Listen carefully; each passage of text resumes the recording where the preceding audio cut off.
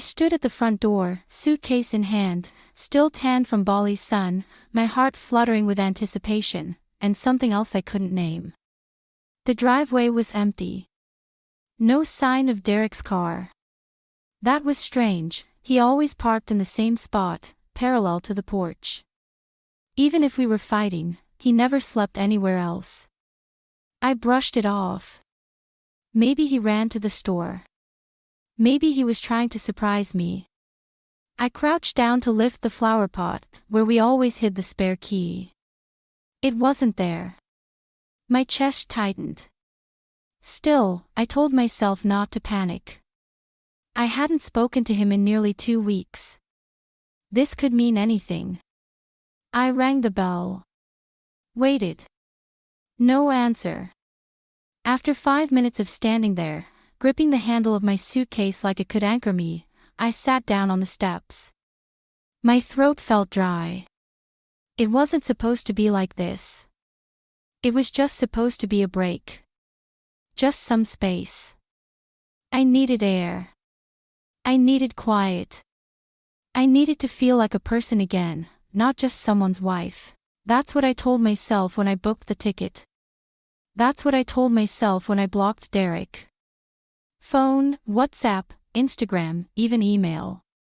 I didn't want to deal with guilt or explanations or the pull of his kindness while I tried to figure things out.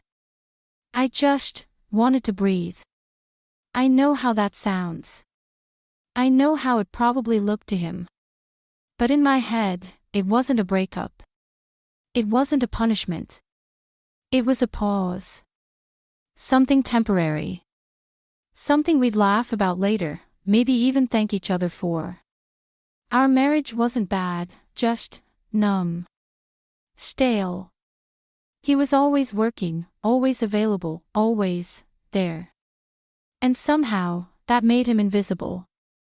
My friends had said, "You're young. You're still beautiful. Take a trip. Clear your head." And I did. For 13 days, I didn't think about responsibilities or schedules. I wandered through rice fields, danced barefoot on a beach, and let men look at me like I wasn't already taken. But now the house was dark. The porch was lifeless, and the man I thought would be waiting with open arms wasn't here. A flicker of panic bloomed inside me, but I shoved it down. No. He's probably just upset. I'll talk to him. I'll explain. Maybe we needed that space. Maybe this is the part where we reconnect stronger. I didn't know it then, but that space I carved out between us was just wide enough for him to walk away, and once he did, he didn't look back. Derek and I had been married for 6 years. Not a perfect 6, but comfortable. Predictable. Steady. Too steady. He was the kind of man who made breakfast every Sunday, eggs over medium, just how I liked them. The kind of man who texted, "Let me know when you get there," every time I left the house. Who never raised his voice, never forgot our anniversary, never missed a birthday, not even my mom's. And somehow, I grew tired of all of it. I started resenting how available he was. How he never challenged me. How he'd just smile and say, "Whatever you want, babe," even when I wanted him to fight me, disagree with me, feel something. The truth is, Derek was everything I said I wanted. Until he wasn't. I didn't notice how deep the cracks had gotten until I started fantasizing about freedom.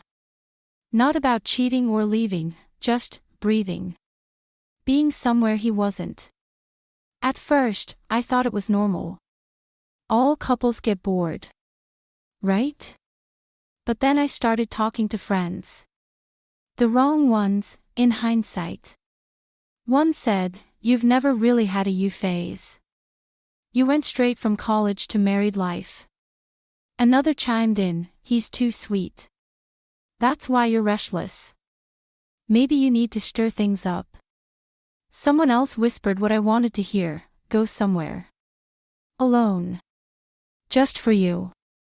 Find your spark again." And so I did. I booked the trip to Bali. A solo vacation under the cute excuse of reconnecting with myself. I told Derek I needed space to clear my head. He didn't argue. He just looked sad. The night before my flight, he hugged me tighter than usual. Said, "I'll be right here when you're ready." And that's exactly why I blocked him the next morning. Not because I hated him, but because I couldn't bear to see the texts. The "I miss you"s. The guilt. I wanted peace. Not pressure. I blocked his number. Then his WhatsApp. Then Instagram. I even muted his email. As I sat at the airport lounge, sipping a mimosa, I stared at our last thread of messages. The final one from him read, "Are we okay? I'll wait. Just, please don't shut me out." I hovered my thumb over it and deleted it. Not because it meant nothing, but because it meant too much. I convinced myself it was temporary. That I'd come back refreshed and we'd laugh about how dramatic I was. But in doing that, I didn't just shut him out.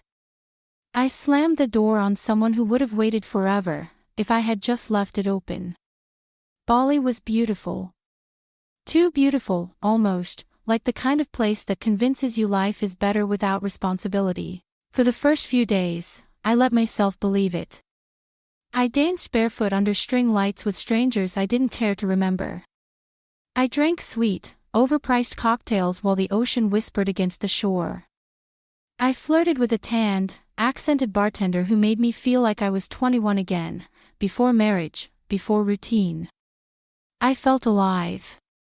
Desired. Untethered. For a while. But around day 4, something shifted. The sun still glowed. The drink still flowed. But suddenly, everything felt hollow. I started waking up with a knot in my stomach. Little things began to haunt me. I saw a couple holding hands on the beach, and I thought of Derek's fingers absent-mindedly tracing mine while we watched Netflix. I smelled grilled fish at a night market and remembered the first time he tried to cook for me, and nearly burned the kitchen down. At night, I dreamed about him. Not the boring, quiet version I'd grown tired of. But him. The man who held my hair when I was sick, who sang badly in the car just to make me laugh. Who cried when I said, "I do." I missed him. But I was too proud to admit it. Then, on day 5, I got a message from a friend back home. Just one sentence: "Did Derek post something weird? His brother is saying he's done." My chest went tight. I scrambled to open his Instagram. Blocked. I went to WhatsApp. Blocked. Texts. Email. Blocked. My stomach dropped. "That's not like him," I whispered out loud, phone shaking in my hand. Derek wasn't the type to shut people out. He was the one who stayed, who waited, who always left the door cracked open. And now, it was slammed shut. Panic surged in waves. I tried logging into a burner account. I Googled his name. I even messaged his brother, who didn't respond. For the first time in days, I realized what I had done. Not just to him. To us. I'd blocked the man I married, so I wouldn't have to feel guilty for needing a break. And now he was gone. I spent the rest of that day walking the beach alone, watching couples laugh and kiss and argue. I would have given anything to be arguing with him in that moment. To hear him say, "Why did you shut me out?" So I could say, "I didn't mean to. I just didn't know how to ask for more without pushing you away." But it was too late. I thought I was breaking free. But I was breaking us. The first thing I noticed when I stepped inside was the silence. Not the peaceful kind. The kind that presses in on your chest and makes the walls feel too wide. The living room looked the same. The couch where we used to cuddle still had the dent from his side. The blanket he always used was gone. I dropped my suitcase and rushed to the bedroom. That's when I knew. His side of the closet was half empty. No jackets. No shoes. No watch box on the dresser. The cologne he always wore, gone. There was no note. No voicemail. No explanation. Just absence. I sat on the edge of the bed, trembling, and dialed his brother's number. He answered after one ring. "Oh, you're back. Where is he?" I asked. There was a pause. Then, his voice turned cold. "He waited for you. 4 years. This broke him." "What do you mean? Where is he?" "He quit his job. Packed up. Left town 2 days ago. Didn't say where he was going. Just said he needed to start over." I wanted to scream. To demand answers. But I couldn't. Because I had none to give either.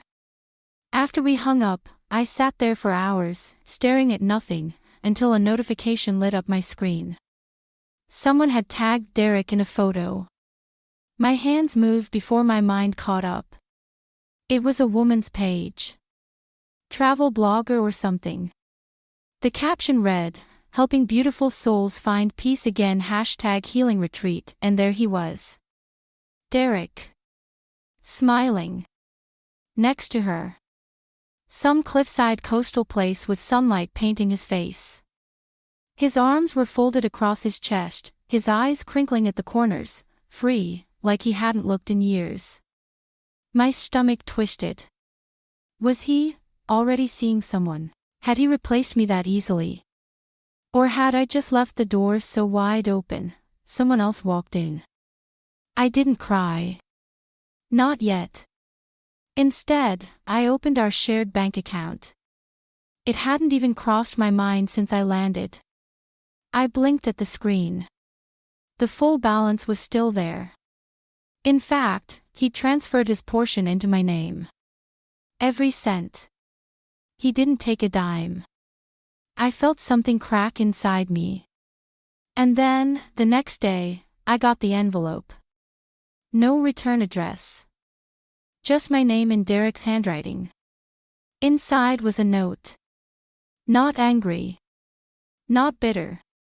Just, final. No accusations. No insults. No plea to come back. It wasn't closure. It was a goodbye. And somehow, that made it hurt even more. Because anger means there's still fire. But this was the cold ashes of something I thought could still be saved. The letter was short, just 2 pages, written in blue ink on thick paper that smelled faintly like cedar. His handwriting hadn't changed. Still neat. Still careful. Like him. I unfolded the first page with trembling hands, eyes scanning so fast I had to force myself to slow down, to really read it. "Hey." I waited. Even while you were away, I waited. I checked my phone constantly, hoping you'd unblock me. That you'd say you missed me. That you needed me. But you didn't. And eventually, I stopped hoping.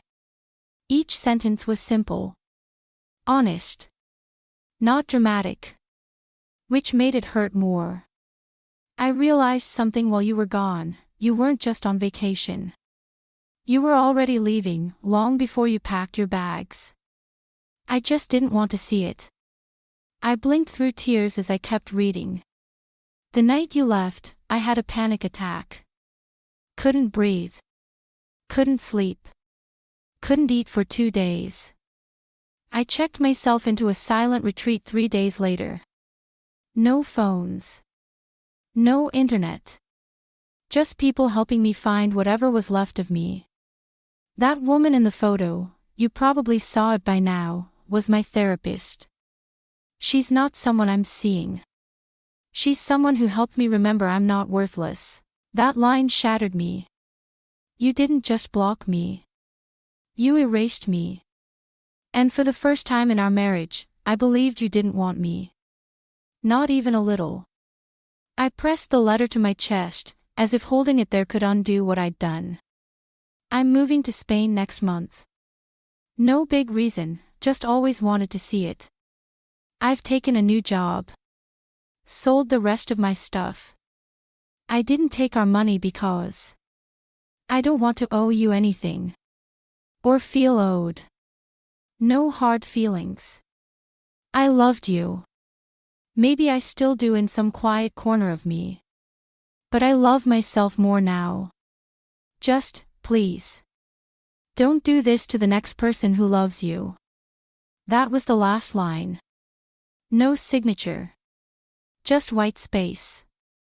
I sat there at the kitchen table for hours, rereading it. Over and over. Hoping maybe I misread something. That he'd left a postscript. A door open. But he hadn't. This wasn't a fight. This wasn't a threat. It was peace. The kind that comes only when someone has finally given up trying to be loved by you. And I wasn't prepared. Not for the silence. Not for the stillness. Not for the reality that I had finally gotten what I wanted, space. But the cost was him. I'm back in our apartment, though I guess now it's just mine. The rooms feel colder. Emptier. The framed photos on the wall still show our smiles from better days, but they don't speak anymore. They just watch me, silent reminders of what I let slip through my fingers. I've tried reaching out. One message. Then another. Just something simple, hey, just wondering how you're doing. I miss you. But the message doesn't go through. Not even delivered. He didn't just block me, he disappeared. It's strange. I was the one who said I needed space. I'm the one who shut him out for 2 weeks with no explanation, who ignored his calls while sipping cocktails on a beach. I told myself I was finding myself. But in reality, I was trying to escape everything, even the love that tried so hard to stay. I started therapy a month ago, journaling every day. My therapist says the silence I feel now isn't punishment, it's a mirror. A reflection of all the noise I never dealt with. Still, it's hard. At night, I swear I hear his keys at the door. I even bought his favorite cereal last week, like muscle memory. My friends keep saying, you'll move on. He wasn't your forever if he gave up so easily. But they didn't see the version of him I blocked. The one who waited outside our apartment during a thunderstorm just to bring me soup. The one who tried, and then, when I vanished, finally gave up. He wasn't weak. He was just tired of knocking on a door I welded shut. This week, I flew back to Bali. Alone. Not to escape. Not to post thirst traps or prove anything. Just to sit. To feel. I walked the same shoreline, slower this time. No music. No distractions. Just memories. And before I left, I picked up a stick and wrote in the sand, I blocked love to feel free. I never knew freedom could feel like this. The tide washed it away. But the ache stayed.